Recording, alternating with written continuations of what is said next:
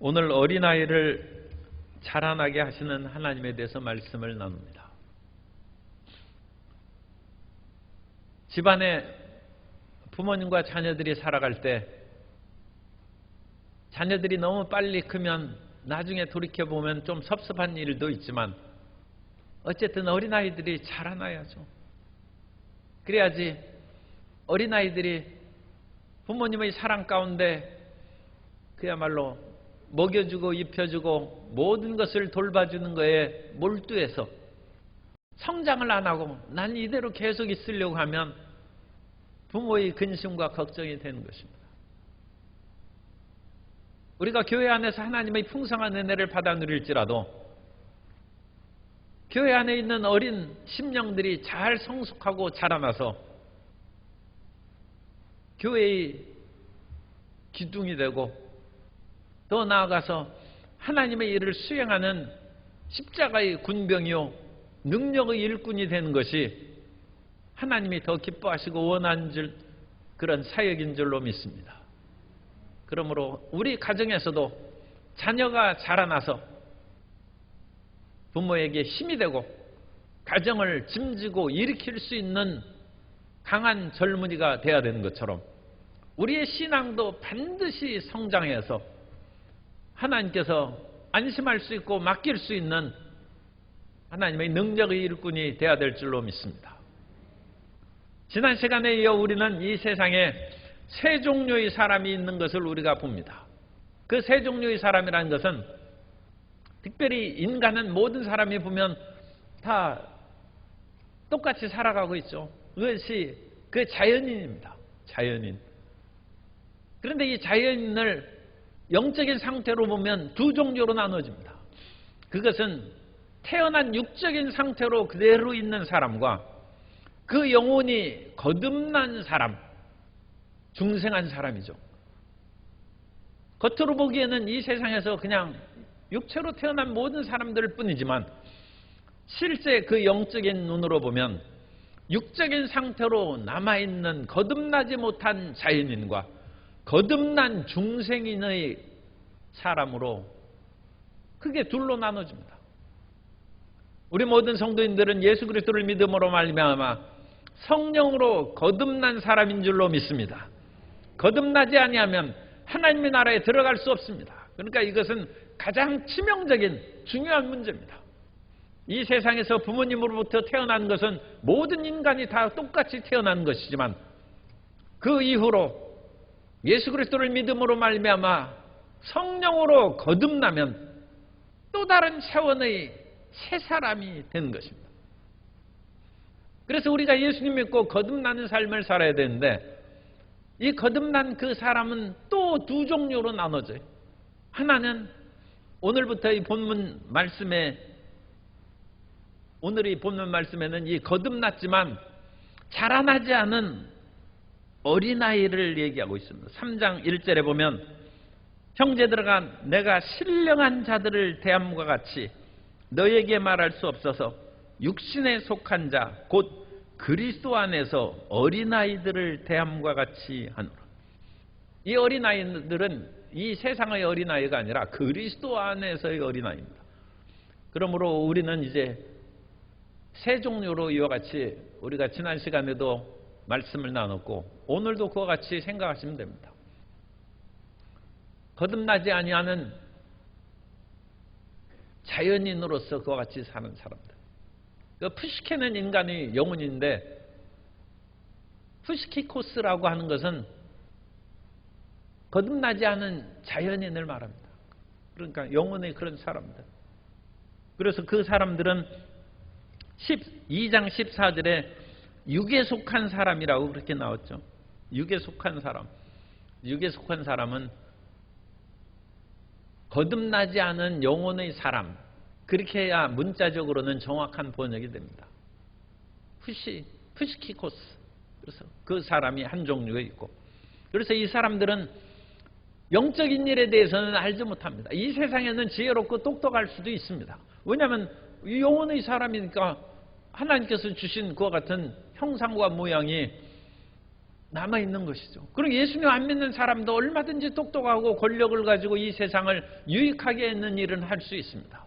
그런 사람이 왕을 할 수도 있고 훌륭한 장군도 될 수 있어요. 사도 바울이 재판을 받을 때도 그와 같이 사도행전 26장 24절에 보면 바울이 이같이 변명하며, 사도행전 26장 24절이죠. 이같이 변명하며 베스도가 크게 소리내어 이르되 바울아 내가 미쳤도다. 내 많은 학문이 너를 미치게 한다 하니. 베스도는 로마 총독입니다. 대단한 사람이죠. 그 당시 유대의 모든 지역을 다스리는 로마 총독이니까 옛날 일제강점기 시대에 조선 총독하면 얼마나 그냥 산천토목이 떠는 것이죠. 이 로마 총독 베스도인데 바울이 내가 다메섹의 길을 갈 때 부활하신 예수님을 믿고 내가 유대교의 랍비가 되려는 그 모든 길을 던져버리고 이전에 알던 모든 지식을 그리스도를 아는 그 지식의 고상함으로 인하여 배설물처럼 여겨버리고 내가 예수를 위해서 산다. 영적인 일을 한 거죠. 부활하신 예수님을 만나고 나의 이제 삶의 목표는 예수를 위한 삶이다 하니까 말하는 것을 보면 그 사람이 문자가 있는지 문자 속에 기특한지 아니면 공부를 못해서 그야말로 배우지 못한 사람인지 드러나는데 베스도가 보니까 이게 바울이 변론하는데 보통 유식한 게 아니거든. 그러니까 너무 많이 공부해서 너무 미쳤구나. 영적인 일을 알지 못합니다. 거듭나지 않은 사람은 영적인 일을 알지 못합니다. 그러므로 거듭나지 않은 사람들 가운데도 훌륭한 사람들, 돈 많고 권력 있고 온갖 그런 지혜와 능력을 가진 사람들은 많이 있지만 영적인 일에 대해서는 무지한 것이죠. 왜냐하면 영적인 일은 영적으로 분별하기 때문에 그렇습니다. 그래서 그런 사람들에게 눌리면 안 돼요. 이제 그런 사람들의 말을 일반적인 일에 대해서는 우리가 존경할 사람은 존경해야죠. 그러나 영적으로는 죽은 상태고 무지한 상태인데 그런 사람들이 가르치는 것을 쫓아서 말씀을 읽고 기도하고 교회 나가는 것을 그 말하에서 그만하면 그게 되겠습니까? 그런 것들은 우리가 강력하게 그건 받아들일 수가 없습니다. 엊그제 그 유튜브에 나온 그것을 제가 봤는데 미국의 그런 그 대통령을 위한 그런 바이든 대통령을 위한 축복 기도와 미 의회에서 의원이 기도한 것을 거기에서 이렇게 간추려서 유튜브에 올렸어요. 그래서 그것을 들어봤더니 예수 이름으로 기도한다고 하는 것이 아니라 그 모든 것을 주장하는 종교의 이름으로 기도하고 하나님과 브라만과 모든 종교의 이름으로 아멘하고 또 아멘하면 남녀 불평등하기 때문에 에이멘, 그것은 아멘 원래 히브리어니까 영어하고 전혀 상관없는데 어쨌든 아멘 하면 AMEN이니까 남자가 들어가 있는 것이죠. 그러니까 아멘, 에이멘 하고 에이오먼, 또 여성 오먼을 또 얘기하더라고. 그래 이게 정신이 온전한, 그게 또 이게 말이 거칠게 아니 그것이 이제 미국 그런 의원이 그런 식으로 차라리 기도를 하지 말지. 기도를 하지 말아야지. 에이멘, 에이오먼 그런 식으로 그것을 마무리를 하더라고. 이 세상이 지금 희한하게 그와 같이 나아가고 있고 차별금지법 그런 것들이 통과가 되면 미국과 같은 그런 현상이 우리나라에서 나타나서 이제는 국가 조찬 기도회 할 때도 아멘하고 아이오먼 A 오면 그런 식으로 2개 해야 돼.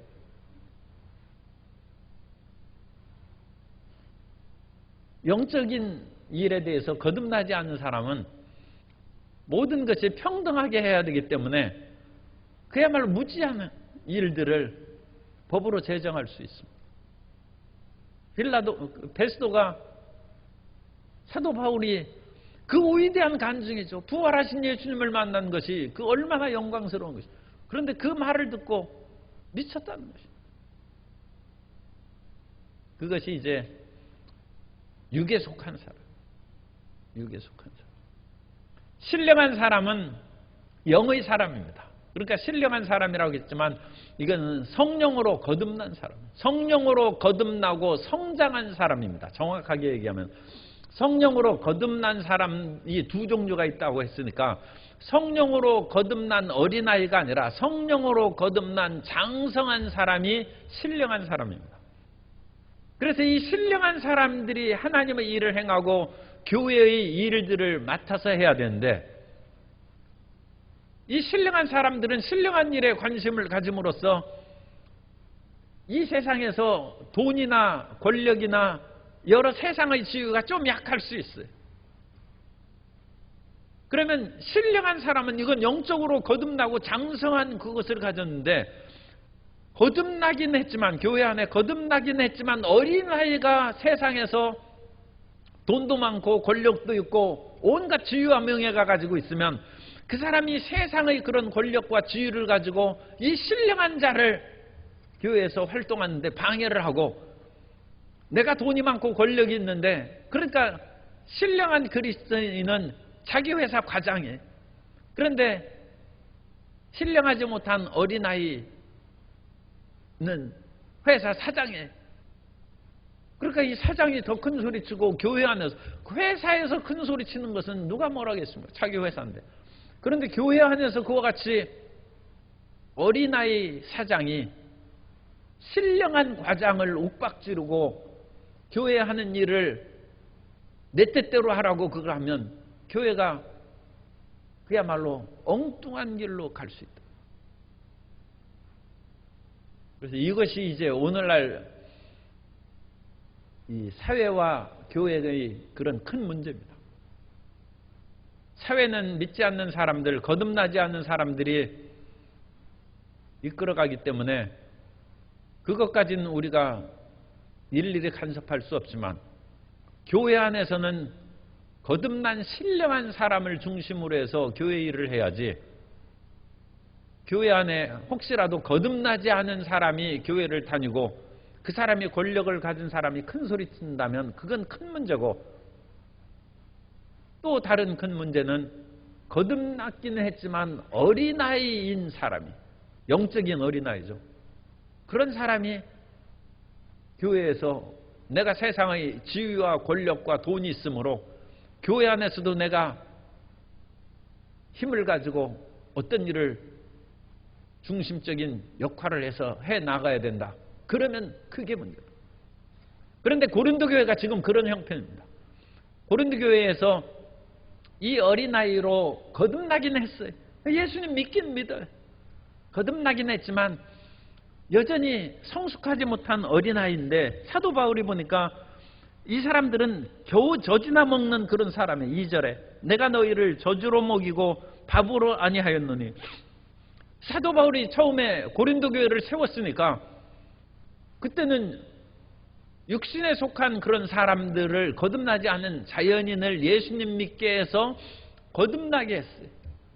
그래서 그때는 이제 거듭났으니까 어린아기죠. 그래서 저주로 하나님의 말씀을 굉장히 쉽게 풀어서 그들을 저주로 먹이고 미움을 먹이고 그랬다는 것입니다. 옛날 고대에서는 자연인, 그러니까 거듭나지 않은 사람이 교회에 와서 예수님을 믿고 특별히 침례를 받으면, 침례를 받은 것을 이제 우리가 거듭난 것은 성령으로 거듭나기 때문에 표시가 안 나요.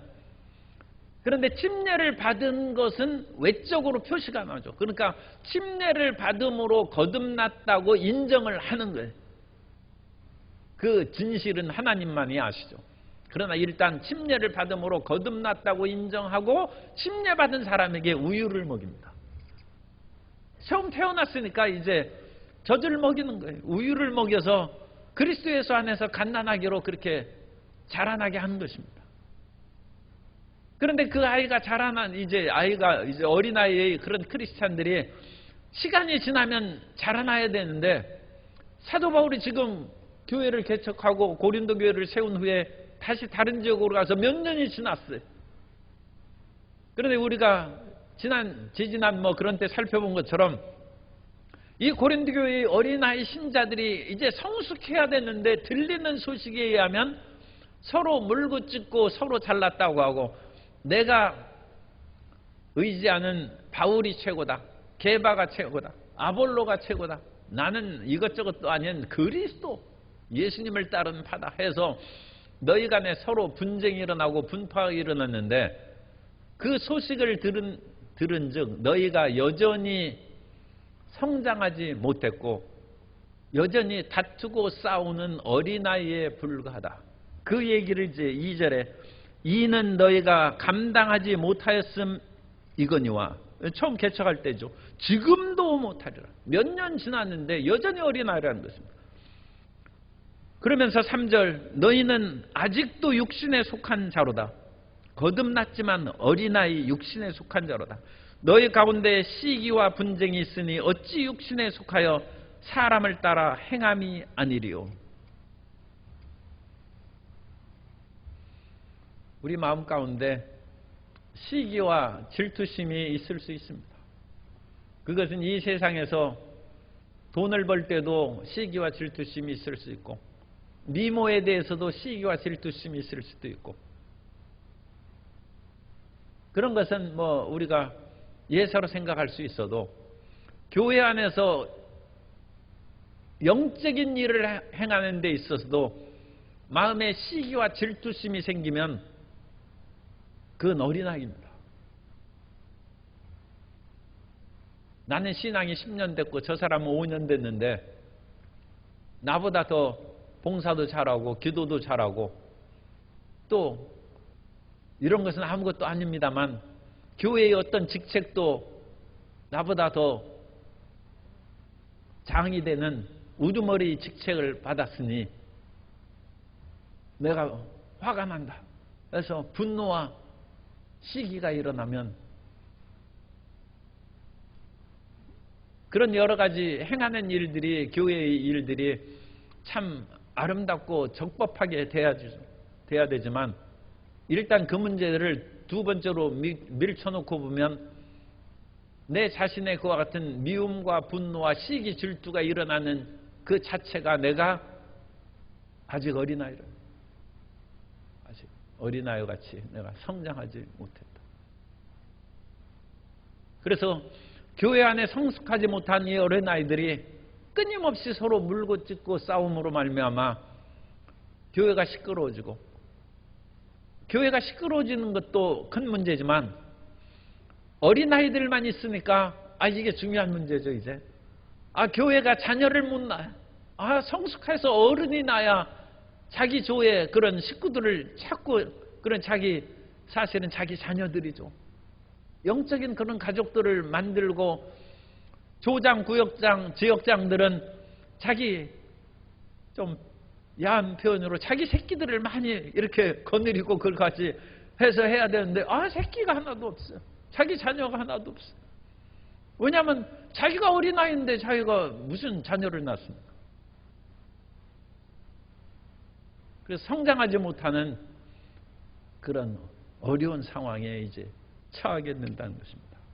그래서 우리는 장성한 그런 상태에 이르러야 되는데, 히브리서 5장 12절에 보면 히브리서 5장 12절 이하에 때가 오래되었으므로, 이게 다 우리에게 하는 얘기예요. 때가 오래되었으므로 너희가 마땅히 선생이 되었을 텐데 너희가 다시 하나님의 말씀의 초보에 대하여 누구에게서 가르침을 받아야 할 처지이니 단단한 음식은 못 먹고 젖이나 먹어야 할 자가 되었도다. 이는 젖을 먹는 자마다 어린아이니 의의 말씀을 경험하지 못한 자요 단단한 음식은 장성한 자일 것이니 그들은 지각을 사용함으로 연단을 받아 선악을 분별하는 자들이니라. 그래서 이 어린아이들은 거듭난 사람이에요. 그러니까 하나님의 자녀들은 틀림없습니다.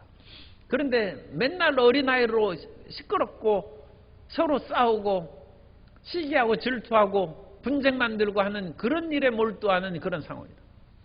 그래서 그런 사람들이 어떻게 해야 돼요? 오늘의 핵심의 말씀은 어린아이가 성장해야 된다. 어린아이. 그런데 어린아이가 어떻게 성장하느냐? 성장하는 것은 하나님께서 자라나게 하십니다. 그래서 하나님께서 자라나게 하시는 것이죠. 그래서 하나님의 은혜 가운데 들어가야 되는 것이죠.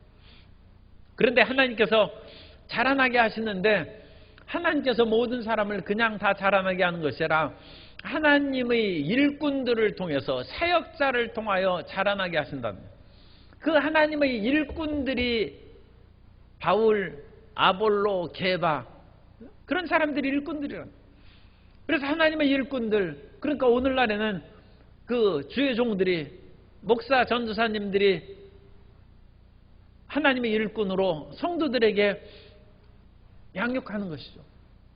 그래서 성도들에게 무엇으로 양육하느냐? 말씀으로 양육하는 거예요. 그러니까 순전한 마음으로 주의 종들이 전해주는 말씀을 받아들여야 돼요. 그 말씀을 받아들이면서 세속적인 생각과 아니 나는 세상에서 박사인데 또 실례의 표현으로 주의 종은 이건 보니까 석사밖에 안 돼. 아니 내가 그래도 세상에서 내가 박사인데 석사 말을 들어서 되겠느냐. 그런 식으로 이건 영적인 하나님의 말씀을 가르치는데 그런 식으로 말씀을 거역하면 그 사람은 하나님의 말씀을 받아들이지 못하니까 양식이 없어 성장하지 못하죠. 이 세상에서 사람들이 성장하고 온몸을 건강하게 하려면 식생활을 잘해야 된다. 그래서 음식을 잘 먹어야 몸이 튼튼하다. 그러니까 옛 그 어른들이 그런 말씀을 많이 하죠. 밥이 보약이다. 밥만 잘 먹으면 그 밥만 잘 먹고 신진대사로 잘 배출하고 그러면 몸에 문제가 없어요. 그런데 밥이 들어가지도 않고 잘 나오지도 않으면 이게 큰 문제죠. 식생활이 굉장히 중요하죠. 어제 뉴욕시에 그 한인 론 킴이라는 의원이 있어요. 하원 의원이 있는데 론 킴이 7살에 이제 미국으로 이민 갔어요. 그래서 아마 어머니가 도시락에 김치를 싸줬나 봐요. 그래가지고 얼마나 사람들에게 그 친구들에게 따돌림을 당하고 멸시를 받았는지 절대 김치 안 싸요. 그런데 그 론 킴이 지금 43입니다. 43으로 미 하원 의원이 됐는데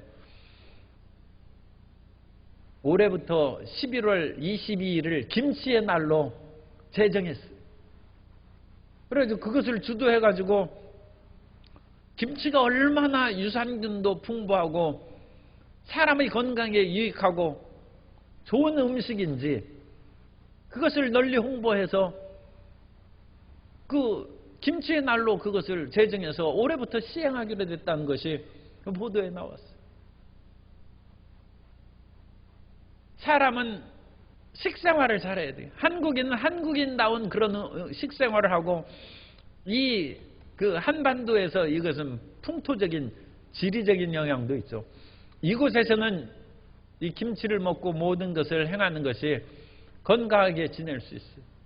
그렇지 다른 음식을 먹고 그러면 오히려 식생활이 부작용이 돼가지고 잘 성장하지도 않고 비만이나 각종 질병에 취약할 수도 있어요. 이 세상에서 육적으로 살아가는 사람들도 이 식생활이 굉장히 중요한 것처럼 우리는 순전한 마음으로 하나님의 말씀을 받아들이고 그 말씀이 우리 마음 가운데 심어져서 영적인 성장을 이루는 자녀가 되어야 될 줄로 믿습니다. 그래서 이 기회에 다시 한번 제가 홍보를 하면 하나님의 말씀으로 마음을 건축하라는데 하나님의 말씀으로 마음을 끊임없이 건축해서 우리가 성숙한 사람이 돼야지, 예수님 안에서 어린아이로 계속 지내면 자기도 피곤하고 하나님 나라 건설에 중요한 일을 할 수 없어요. 우리는 거듭나고 성숙한 사람, 우리 성경에는 그것을 지금 신령한 자라고 했어요. 우리는 신령한 자가 되어야 됩니다. 우리 옆에 계신 성도님에게 신령한 자가 됩시다. 영적으로 성장한 사람이 됩시다. 그래, 신령하다면 또 도사로 착각할 수 있으니까 영적으로 성숙한 사람, 성장한 사람이 돼요. 그래서 영적으로 성숙한 사람이 되려면 말씀을 잘 먹어야 돼. 밥을 잘 먹어야 돼. 뿐만 아니라 밥만 잘 먹어서는 안 되고 운동도 해야죠. 그래야 비만이나 그런 것이 안 되니까. 그래서 건강하려면 식생활을 잘하고 운동을 하고, 그 다음에 세 번째는 호흡법. 그것이 건강을 유지하는 중요한 세 요소로 그렇게 얘기하는데, 그것도 마찬가지입니다. 우리도 식생활은 말씀이고 호흡은 기도하는 거예요. 그래, 하나님 앞에 끊임없이 기도함으로써 영적인 호흡이 숨을 잘 쉬어야죠. 그리고 사람이 깊은 기도를 하면 숨이 깊어지고 우리 몸의 움직임은 끊어지고 숨이 깊어지기 때문에 산소가 풍부하게 우리 속에 남아서 그 풍성한 산소가 뇌의 그런 모든 연약함을 다 없애버려가지고 뇌에 산소가 풍성하게 공급되어서 머리가 맑아지고 지혜로워지고 그야말로 뇌에 있는 병이 사라진다.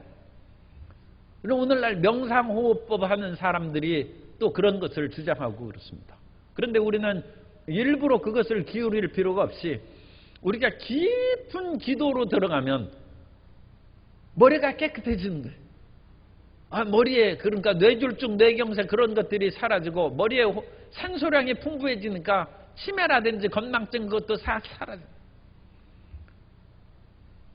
그래서 우리가 30분, 1시간 정도는 소리내어 부르짖어 기도하고, 그 다음에 30분, 1시간 정도는 이 기도 시간이 자꾸 길어지는데 좀 조용하게 묵상하면서 깊은 기도 속으로 들어갈 필요도 있어요.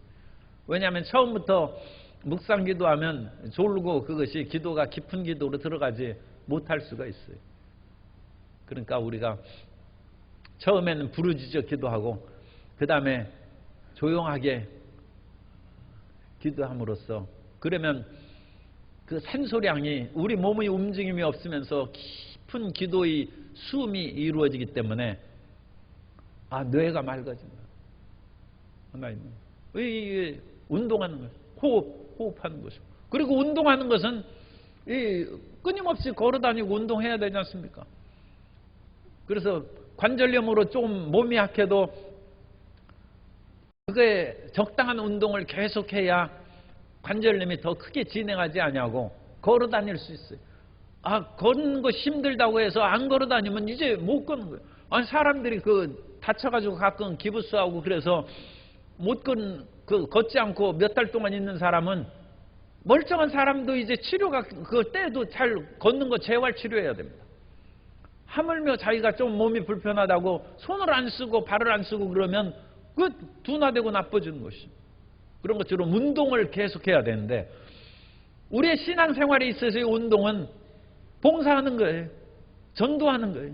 그래서 전도와 봉사의 운동을 할 때 우리가 영적으로 하나님의 밥을 먹은 것이 그게 잘 흡수되고 소화되는 거예요. 말씀만 먹고 봉사하지 않으면 영적 교만에 빠질 수 있어요.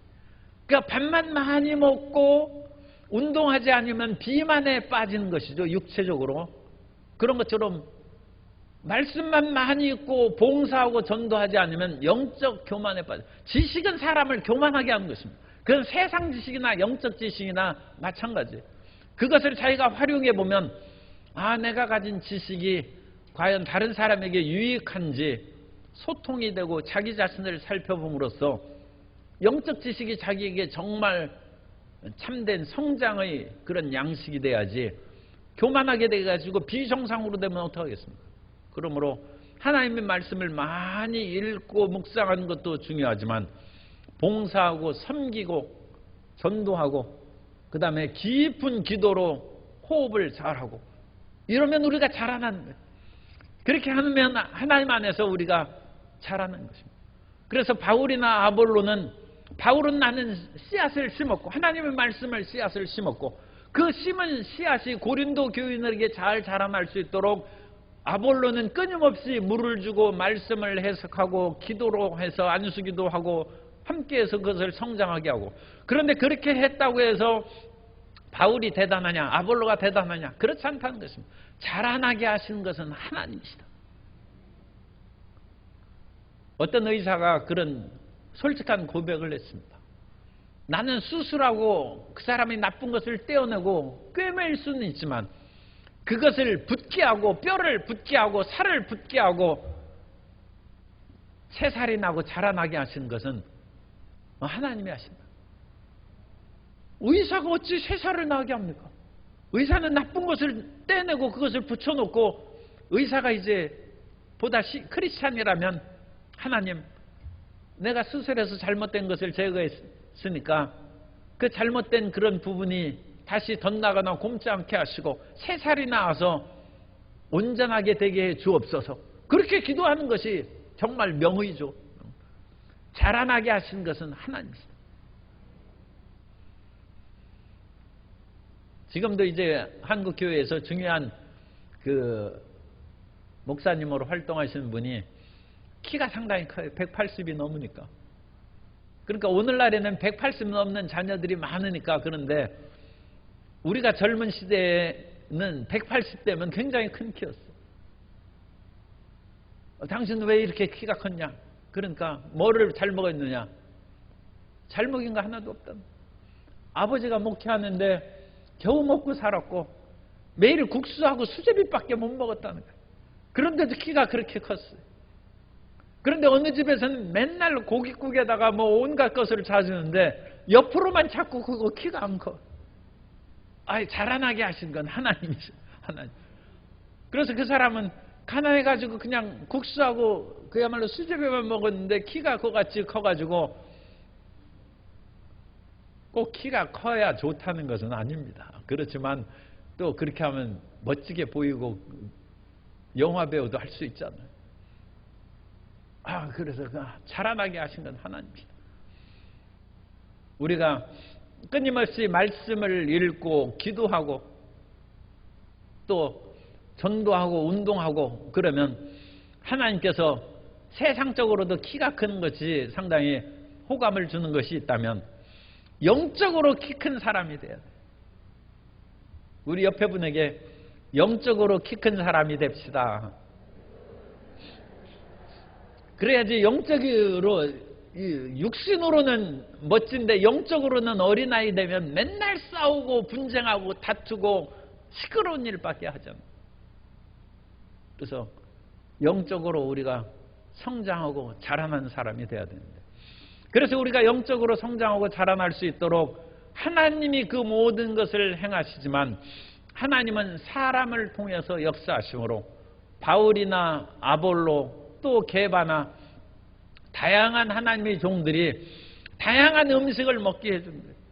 그래서 말씀도 하나님의 성경 말씀도 다양하게 우리가 요리해서 아니 왜 요리사가 필요합니까? 그냥 쌀에다 그 물러가지고 그냥 밥에서 먹으면 되지. 그런데 그거에다가 쌀밥도 있고 현미밥도 있고 거기에다가 이제 찹쌀 넣어가지고 섞어서 먹고 또 무슨 밥이 있나요? 뭐 약밥도 해서 만들고 다양하게 밥을 이렇게 요리해서 주면 콩밥도 있구나.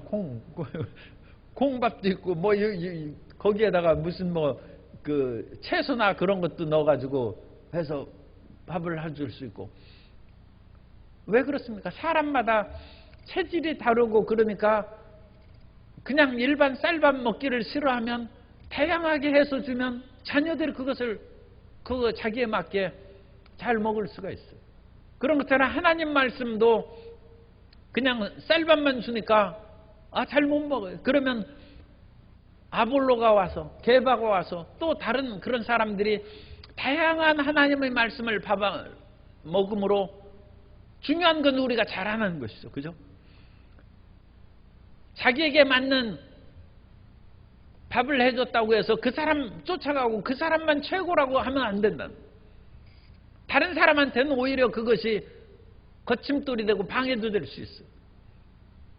그래서 다양한 사람들에게 접하는 다양한 밥을 주지만 그것을 통해서 자라나게 하시는 하나님만을 찬양하고 의지하는 성숙한 신앙인이 되어야 될 줄로 믿습니다. 그래서 중요한 것은 우리가 성장하는 거예요.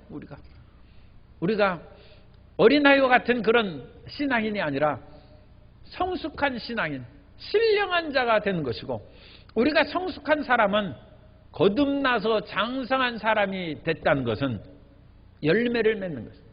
자녀를 낳아야죠. 자녀를. 요즘에 우리나라도 자녀를 안 낳아서 큰 문제가 되고 있는데, 어쨌든 그건 세상의 그 자녀, 그것도 중요하지만 더 중요한 것은 영적인 그와 같은 자녀를 낳아서 하나님 나라가 확장되는 역사가 이루어져야 될 줄로 믿습니다. 그래서 우리가 성숙해서 자녀를 많이 낳으면 하나님께서 영광을 받으신다는 것입니다. 자녀를 낳지 못하고 열매를 걷지 못하면 우리는 어린아이로 여전히 하나님을 기쁘시게 하지는 못하고 하나님 돌보심만 받고 사는 거예요. 하나님의 돌보심을 받으면 쑥쑥 자라나서 요한복음 15장 1절에 보면 나는 참 포도나무요 내 아버지는 농부라. 하나님 아버지가 농부예요. 그러면 농부가 심었으면 거두기를 원하죠. 8절 너희가 열매를 많이 맺으면 내 아버지께서 영광을 받으실 것이요 너희는 내 제자가 되리라. 엊그제 들판에 가보니까 모내기를 했더라고요. 농부가 이 모내기를 이제 시작했어요. 그래서 농부가 씨앗을 심었으면 벼가 이제 자라나기 시작하죠. 그러면 농부의 기대하는 것은 뭡니까? 가을이 되어서 그야말로 온 들판이 황금 물결로 넘실대는 풍성한 수확을, 많은 열매를 기대한 것입니다.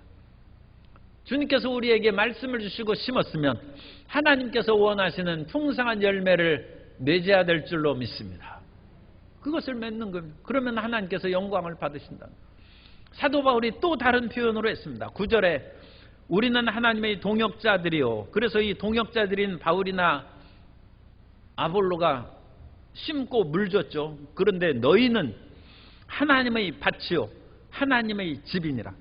우리가 하나님의 밭이면 이제 열매를 맺어야 되고, 집이면 하나님의 집으로 잘 지어져야죠. 우리가 하나님의 집으로 적재적소에 우리가 올바르게 지어지면 그로 말미암아 하나님의 성전이 지어진다. 따라서 하세요. 나는 하나님 성전입니다. 거듭난 성도 여러분, 하나님의 성전입니다. 하나님의 전이 지어져야 돼요. 그래서 내 속에 세상의 여러 가지 일들로 세워지는 것도 중요하지만 하나님의 성전으로 지어지는 성도 여러분 되시기를 주님 이름으로 축원합니다. 고린도전서 3장 16절에 너희는 너희가 하나님의 성전인 것과 하나님의 성령이 너희 안에 계시는 것을 알지 못하느냐. 에베소서 2장 21절 이하에 보면 그의 안에서 건물마다 서로 연결하여 주 안에서 성전이 되어가고 너희도 성령 안에서 하나님이 거하실 처소가 되기 위하여 그리스도 예수 안에서 함께 지어져 가느니라.